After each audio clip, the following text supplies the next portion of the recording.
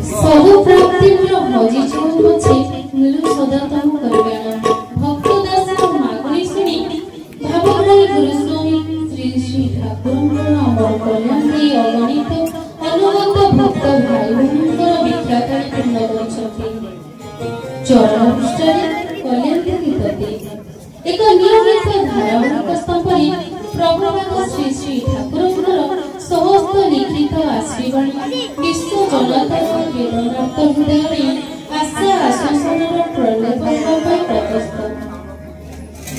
ଲକ୍ଷ୍ୟ ପଥରେ ସଫଳ ବାଧାପ୍ରାପ୍ତ ଅତିକ୍ରମ କରି ଆଗେଇ ଯିବା ପାଇଁ ଏହା ପ୍ରତ୍ୟେକଙ୍କୁ ଉତ୍ସାହ ଦିଏ।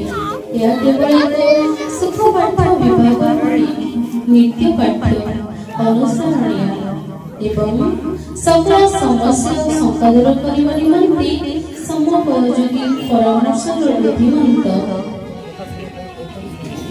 ଚରଣରେ ମୋର ଗଳା ମାଣିକ ମୋ ନୟନ ପିତୁଳିରେ ମୋ କଥା ମନେ ରଖିଛୁ ନା ମନ କଣ ମତେ କିଛି ଦେଇନାହୁଁ ତ? ତୋର ନିତିଦିନର କାର୍ଯ୍ୟ ଜଞ୍ଜାଳ ମଧ୍ୟରେ ମତେ ଟିକେ ସ୍ଥାନ ଦେଉଛୁ ତ? ସକାଳ ବିଛଣା ଛାଡ଼ିବା ମାତ୍ରେ ମତେ ମନେ ପକାଇ ଭାବୁଛୁ। ରାତିରେ ଶୋଇବା ବେଳେ ମୁଁ ତୋର ମନେ ପଡୁଛି ଟି? ଶଯ୍ୟା ଦେବା ଠାରୁ ଆରମ୍ଭ କରି ପୁଣି ଶଯ୍ୟା ଗ୍ରହଣ କରିବା ପର୍ଯ୍ୟନ୍ତ ଦୈନନ୍ଦିନ ଯାହା ସବୁ କରିଯାଉଛୁ ସେଇ ସବୁ କର୍ମରେ ମତେ ଯୋଗ କରିପାରୁଛୁ ତ? ଏହା ହିଁ ପରା ପ୍ରକୃତର କର୍ମଯୋଗ। କର୍ମଯୋଗ ହିଁ ପରା ନିଷ୍କାମ କର୍ମ। ଏହି ସୂତ୍ରରେ କର୍ମ କଲେ କର୍ମଫଳ ଭୋଗ ହୁଏ ନାହିଁ। ଏହି ପରା ଅସଲ ତତ୍ତ୍ୱ। ଏହି ତତ୍ତ୍ୱର ଜ୍ଞାନ ଉଦୟ ହୁଏ, ଜ୍ଞାନରୁ ମୁକ୍ତି ମିଳେ, ମୁକ୍ତିରୁ ଭକ୍ତିଭାବ ଆସେ, ଭକ୍ତିଭାବ ଆସିଲେ ତୁ ଭକ୍ତ ହୋଇଯିବୁରେ ଧନ, ମୋର ପ୍ରିୟ ଭକ୍ତ ହୋଇଯିବୁ। ଏଇଠି ସାର କଥା। ମନେ ରଖି ପ୍ରତିଦିନ ପ୍ରତ୍ୟେକ କାର୍ଯ୍ୟ କରୁଥିବୁ, ପାଶୋରି ଯିବୁନି। ଚରମରେ ବାପା ଧନଟି ମୋର, ଏଇ ମାତ୍ର ଚତୁର୍ଥ ପାଦ ଏଇ ଜଗତରେ ପକାଇଲୁ। କିଛି ନୂଆ ଅନୁଭୂତି ପାଇଲୁ ତ?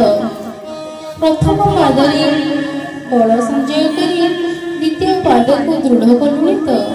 ତୃତୀୟ ପାଦରେ ତୋର ଢଙ୍ଗ ବଦଳାଇ ଚତୁର୍ଥ ପାଦ ପକାଇବାକୁ ଯାଉଛୁ ବାପ। ବୁଝୁଛୁ କି କିଛି? ଦେଖି ଦେଖି ପାଦ ପକାଇ ଚାଲିବୁ। ଲକ୍ଷ୍ୟ ସ୍ଥିର ରଖିଥିବୁ, ଅସ୍ଥିର ହେବୁ ନାହିଁ ବାପ। ଲୟ ତହଲି ଗଲେ ମନ ଚହଲି ଯାଏ, ମନ ଚହଲିଲେ ଲକ୍ଷ୍ୟ ସ୍ଥିର ହେବ କିପରି? ଖସଡ଼ା ପଥ ପରା, ଖସଡ଼ି ପଡ଼ିଯିବୁ ଯେ ପାପ ଧନ। ଚାଲିବା ଧାରା ପରା ମୋ ପାଖକୁ ଶିଖି ନେଇଛୁ, ଭୁଲି ନାହୁଁ ତ ବାପ। ମନେ ରଖି ଯେମିତି ଶିଖାଇଛି ସେମିତି ପାଦ ପକାଇ ଆଗକୁ ଆଗକୁ ମାଡ଼ି ଚାଲିବୁ।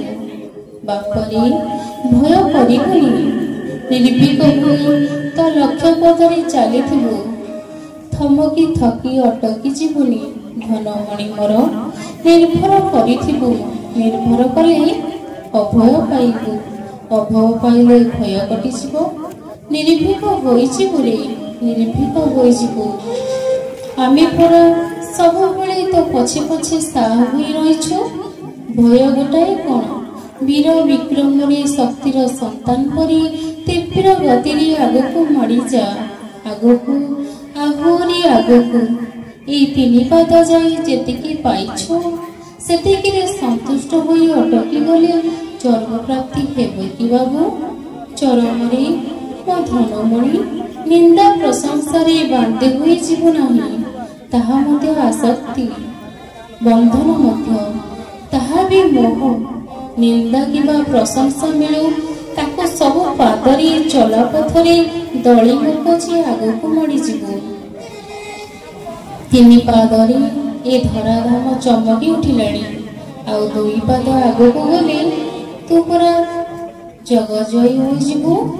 ତତେ ବଳିବ କି ଆଉ କିଏ ଆଗେଇ ଯିବ କି?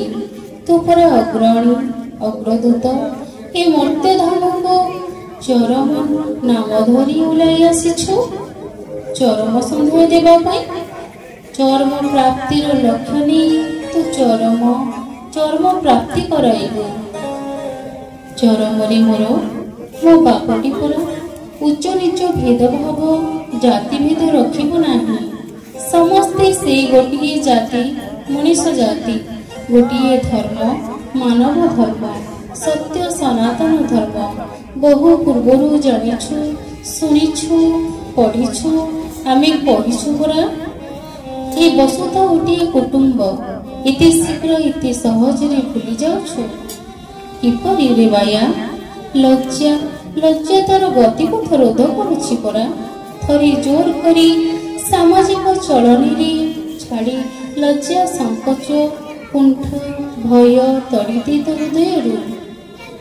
ଲଜ୍ଜା, ଘୃଣା, ଭୟ ହିଁ ଆଧ୍ୟାତ୍ମିକ ଜୀବନର ପଥର କଣ୍ଟା। ସେ କଣ୍ଟା ଏଡ଼େଇ ଦେ ରେ ଧନ, ରେ ମୋର ପ୍ରିୟ ଚରମ।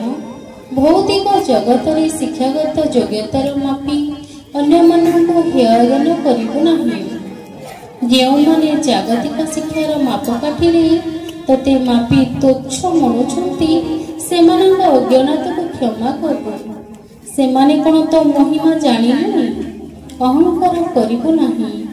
ମାନ ସମ୍ମାନ, ଉପାଧି, ପଦବୀ, ପ୍ରତିପତ୍ତି ପଛରେ ଧାଇଁବୁ ନାହିଁ। ପରଶ୍ରୀ କାତର ହୋଇ ଆପଣାର ଅମଙ୍ଗଳକୁ ଆହ୍ୱାନ କରିବୁ ନାହିଁ। ଏ ସକଳ ପରା ମାନସିକ ବନ୍ଧନ। ଏ ବନ୍ଧନରେ ପଡ଼ିବୁ ନାହିଁ ରେ ମଣି। ସଦା ସର୍ବଦା ମୁକ୍ତ ହୋଇ ରହିଥିବୁ ମୋ ବାପ ଧନଟି ପରା। ଚରମରେ ମୋର ଏକ ଭଳି ବିଶିକିସନ, ସ୍ୱାର୍ଥ ବୁଦ୍ଧି ସମ୍ପନ୍ନ ହୋଇ ଦିନ ମାପିବୁ ନାହିଁ। ଭଲ ପାଇବୁ, ଦେହଭାଷା ଭାବ ରଖିବୁ ନାହିଁ। ଯାହାକୁ ଯେତେ ବେଶୀ ଭଲ ପାଇବୁ ତାଠାରୁ ସେତେ ଅଧିକ ଦୂରେଇ ରହିବୁ। ବହୁ ମିଳାମିଶା କରି ବିବ୍ରତ ହେବୁ ନାହିଁ। ମୁଁ କହିଥିବା କଥାକୁ ସ୍ମରଣ କରି ଆପଣର ଆଚରଣରେ ଫୁଟାଇବୁ। ଖାଲି ତୁଚ୍ଛାଟାରେ ବାକ୍ ବିତଣ୍ଡ କରିବୁ ନାହିଁ। ଲୋକେ କୁହାମୁଣ୍ଡା କପିଳା ବୋଲି ଭାବି ନେବେ ଦେ। ଯେତିକି କହିଥିବୁ ତହିଁରୁ ଅଧିକ କାମରେ କରି ଦେଖାଇବୁ। ମୋ ବାୟା ହାତୀ କର୍ମଯୋଗକୁ ପାଶୋରି ନାହିଁ ରେ ମଣି। ମୋ ଧନଟି ପରା ମୋ ସ୍ନେହରେ ବାନ୍ଧି ହୋଇ ରହିବୁ। ତ ସ୍ନେହରେ ମୋତେ ବାନ୍ଧିବା ନାହିଁ। ଚେଷ୍ଟା କରିବୁ ନା, ଠକିଯିବୁ। ଶୂନ୍ୟର ବନ୍ଧନରେ ସଫଳ, ଶୂନ୍ୟକୁ କିଏ ବାନ୍ଧି ପାରିବ ରେ? ନିରାଶା ହେବ ନାହିଁ। ତୁ ସେପରି ପାଗଳାମି କରିବୁ ନାହିଁ। ଯାହା ଦେବୁ ତା ବଦଳରେ କିଛି ଆଶା ରଖିବୁ ନାହିଁ। ତୋ ବାଦ ମନକୁ ଯାଅ ଆସୁଛି ଦେବୁ, ବାଧା ନାହିଁ। ସେସବୁ ତୋ ପାଇଁ ସାଇତା ରହିଛି ରେ, ରହିବ। ପ୍ରତିଦାନ ପ୍ରଚେଷ୍ଟା କଲେ ସବୁ ଶୂନ୍ୟ, ସବୁ ନାସ୍ତି। ମୁଁ ପରା ଯାଚି ଦେବି। ତୁଣ୍ଡ ଖୋଲି କହିବୁରେ କାହିଁକିରେ ପାଗଳା? ଚରମ ଧନରେ ମୋର ଏ ସ୍ଥୂଳ ଜଗତରେ ନାନା ପଥ, ନାନା ମତ, ନାନା ଗତି ରହିଛି। ସେସବୁ ବୁଝି ବିଚାରି ନିଷ୍ପତ୍ତି ନେବା ଜୀବ ପକ୍ଷରେ କଷ୍ଟକର। ତୁ ଏସବୁର ଊର୍ଦ୍ଧ୍ୱରେ ରହିବୁ, ନିନ୍ଦା କରିବୁ ନାହିଁ। କେହି ତୋତେ ନିନ୍ଦା କଲେ ମୋ କଥା ମନାଇ ପକେଇବୁ। ମୋ ମୁହଁକୁ ଚାହିଁ ଧୀର ସ୍ଥିର ଶାନ୍ତ ହୋଇ ସହିଯିବୁ ଧନ। ଏତିକି ନିଶ୍ଚୟ ପରତେ ଯିବୁ। ତୁ ମୋର ପ୍ରିୟ ସନ୍ତାନ। ତୋ ବୁକୁରେ ମୋର ସମସ୍ତ ଲିଖିତ ବାଣୀ ରହିଛି। ତହିଁରେ ଅସୀମ ଶକ୍ତି ଭରି ରହିଛି। ଗୀତା ଅପେକ୍ଷା ତୁ ଅଧିକ ନିକଟତର, କାରଣ ତୁ ପ୍ରତ୍ୟେକ ପୁରୁଷ ହାତରେ ଲେଖା। ତୁ ସୁଯୋଗୀ ଆଲୋକବର୍ତ୍ତିକା। ଚରମରେ ଏ ସମାଜରେ କିଏ କେତେ କଥା କହୁନାହାନ୍ତି ସତେ? ତୁ ସବୁ ଶୁଣୁଛୁ, ସବୁ ଜାଣୁଛୁ, ସବୁ ଶୁଣିବୁ, ଜାଣିବୁ ଆଉ ବୁଝିବୁ। ହେଲେ ତୋ ମତରେ ଅଟକି ଅଚଳ ରହିବୁ। ମୋ ମତ ପଥ ଗତ ମୁଁ ତୋତେ ଜଣାଇଛି, ଶୁଣାଇଛି, ଦେଖେଇ ଦେଇଛି ପରା। କ'ଣ ଭୁଲିଗଲୁ କି ଧନ? ମୋ ସହିତ ଯୋଗସୂତ୍ର ରଖିଲେ ସିନା ମୁଁ ପୁଣି ଥରେ ଚେତେଇ ଦେବି, ବତେଇ ଦେବି। ସଂଯୋଗରୁ ଯୋଗ ହୁଏ, ସଂହତିରୁ ଶକ୍ତି ମିଳେ। ବିକାରଗ୍ରସ୍ତ ହୋଇ ଯୋଗସୂତ୍ର ଛିନ୍ନ କରିବୁ ନାହିଁ। ବିକୃତ ଜୀବଧର୍ମରେ ପଡ଼ି ସଂହତି ହରାଇବୁ ନାହିଁ। ସଙ୍ଗ ସଂତ୍ୟାଗ କରିବୁ ନାହିଁ, ନଚେତ ଠକିଯିବୁ ଯେ। ଖସରା ପଥରେ ପାଦ ଦେଇ ଖସଡ଼ି ପଡ଼ିବୁ ଯେ। ମୋର ବୋଲି ମାନିବୁ, ବୁଲକର ହେବୁ। ମନକୁ ମେରୁ କରି ଅଟଳ ରଖିବୁ ରେ ମୋ ବାୟା। ପର ନିନ୍ଦା ପର କଷ୍ଟ ଗାଇ ବୁଲିବୁନି। ତୋ ମୁହଁରୁ ମୋ କଥା ଫୁଟିବା ଭାରି। ପର କଥାକୁ ତୋତେ କ'ଣ ମିଳିବ ରେ? କିଏ କ'ଣ କଲା ତହିଁରୁ ତୋର କ'ଣ ଯାଏ ଆସେ? ତୁ କ'ଣ କରୁଛୁ ନ କରୁଛୁ ସେଇ ହିସାବ କଷି ଆମ କଥିତ ପଥରେ ପାଦ ଚାଲି ଅଟଳ ବିଶ୍ୱାସ ଓ ଆତ୍ମପ୍ରତ୍ୟକ୍ଷା ସହିତ ଆଗେଇ ଚାଲିବୁ। ଭୂମିର ସନ୍ତାନ କରିବା ପାଇଁ ମୁଁ କ'ଣ ତୋତେ ସମାଜକୁ ପଠାଇଛି ରେ ବାପ? ତୁ ଭୂମାର ସନ୍ତାନ କରିବୁ। ତୁ ସତ୍ୟ ସନାତନର ସନ୍ଧାନ କରିବୁ। ଆତସ୍ତ ହେବୁ। ଆପଣ ଭାବରେ ଆମକୁ ରସାଇ ମଜି ରଖିଥିବୁ। ଆମ ଭାବରେ ମନକୁ ରସାଳ କରିବୁ। ପୂର୍ଣ୍ଣାନନ୍ଦ ପାଇବୁ। ବ୍ରହ୍ମାନନ୍ଦ ହୋଇ ଯିବୁରେ। ନମ୍ର ହେବୁ ଧନମଣି ମୋର, ବିନୟୀ ହେବୁ। ଆତ୍ମବଡ଼ିମା ଗାଇ ବୁଲିବୁନି। ଅନ୍ୟମାନଙ୍କୁ ହେୟ ଜ୍ଞାନ କରିବୁନି।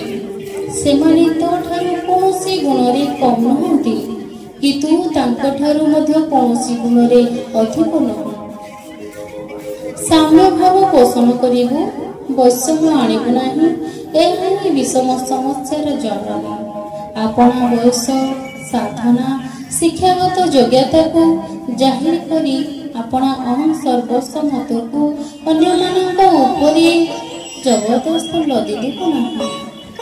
ତୁ ପରା ମୋ ମତକୁ ଲୋକ ସମାଜରେ ପବନ କରିବାର ଦାୟିତ୍ୱ ମୁଣ୍ଡେଇ ବାଟ ଚାଲିଛୁ। ପୁଣି ତୋ ମତ ଆସିଲା କେଉଁଠୁ? ତୁ ପରା ଶରଣାଗତିର ବାନା ଉଡ଼ାଇଛୁ। ପୁଣି ପୌରୁଷ ଦେଖାଉଛୁ କିପରି? ହଁ, ପୌରୁଷାର୍ଥ ଦେଖାଇ ଚରମର ନିକଟରେ ହେବାକୁ ସବୁବେଳେ ସାଧ୍ୟ ସାଧନା କରି ଚାଲିବୁ।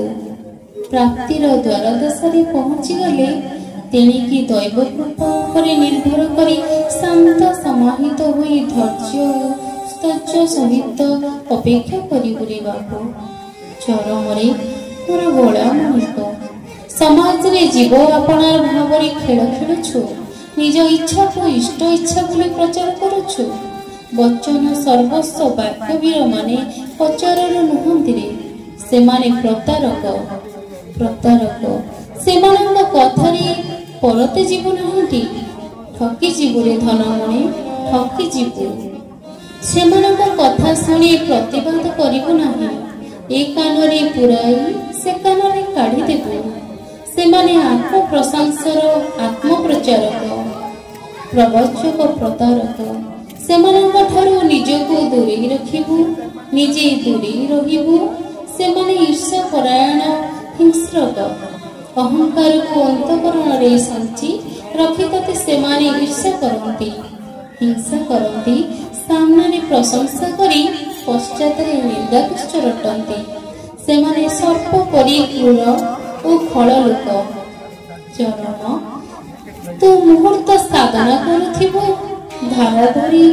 ଧରାଧାମରେ ଚଳୁଥିବୁ। ଆଳସ୍ୟର ଅବହେଳା କରିବୁ ନାହିଁ। ତତେ ଯାହା ବତାଇଛି ତୋ ପାଇଁ ତାହା ହିଁ ପନ୍ଥା। ଅନ୍ୟ କିଏ କ'ଣ କରୁଛି ସେଥିକୁ ନଜର ତୋଳିବୁ ନାହିଁ। ତା ପାଇଁ ତା ପନ୍ଥା। ଦିବ୍ୟ ସତ୍ତା ଅନୁଭବ କରିବୁ। ଅନୁଭୂତିରେ ସେହି ସତ୍ତାକୁ ତୋଳି ଧରିବୁ। ବିଶ୍ୱାସୀ ଭକ୍ତଜନଙ୍କୁ ଅନୁଭୂତି କହି ଭକ୍ତିଭାବ ଉଦ୍ରେକ କରିବୁ। ଅନ୍ୟକୁ ଆଦର ପ୍ରେମ କରିବୁ। ଅବିଶ୍ୱାସୀକୁ କିଛି ହେଲେ କହିବୁ ନାହିଁ, ନୀରବ ରହିବୁ। ଅବିଶ୍ୱାସୀମାନେ ତୁଚ୍ଛ ତାଚ୍ଛଲ୍ୟ କରନ୍ତି। ବିକାରଗ୍ରସ୍ତ ଜୀବ ସେମାନେ ବିକୃତ ଭାବ ନେଇ ଖେଳୁଛନ୍ତି। ଖେଳନ୍ତୁ ମନ ଇଚ୍ଛା। ଚିତ୍ତ ଲାଗିଲେ ପଳେଇ ବୁଝିଯିବେନି। ଭାବ ମିଳିକିରି ଆମେ ନଥାଉ। ଆମେ ପରା ଅନ୍ତର ତମର ଆସନ ମାଡ଼ି ବସିଥାଉ। କର୍ମହୀନ ହେବୁ ନାହିଁ ଚରମ। ଆମେ କ'ଣ ସବୁବେଳେ ସବୁ କଥା ସମସ୍ତଙ୍କୁ ନିଜେ କହିପାରୁଛୁ? ସେଥିପାଇଁ ଆମେ ଲୋକ ବାଛିଛୁ, ସେମାନଙ୍କୁ ନେଇ କାମ କରାଇ ନେଉଛୁ। ତାଙ୍କୁ ତୁ ଅବମାନନା କରିବୁ ନାହିଁ। ଆମ ବାର୍ତ୍ତା ସେମାନଙ୍କୁ ନେଇ ତତେ ଦେଲେ ଶିରପାତି ଗ୍ରହଣ କରିବୁ ରେ ବାୟା। ବାଉଳା ହୋଇ ତାଙ୍କୁ ଅବମାନନା କଲେ ତାର ଅହଙ୍କାରର ମୁଣ୍ଡ ଟେକିବ। ଆମକୁ ଅବମାନନା କରିବା ଦୋଷ ଲାଗିବ ଯେ?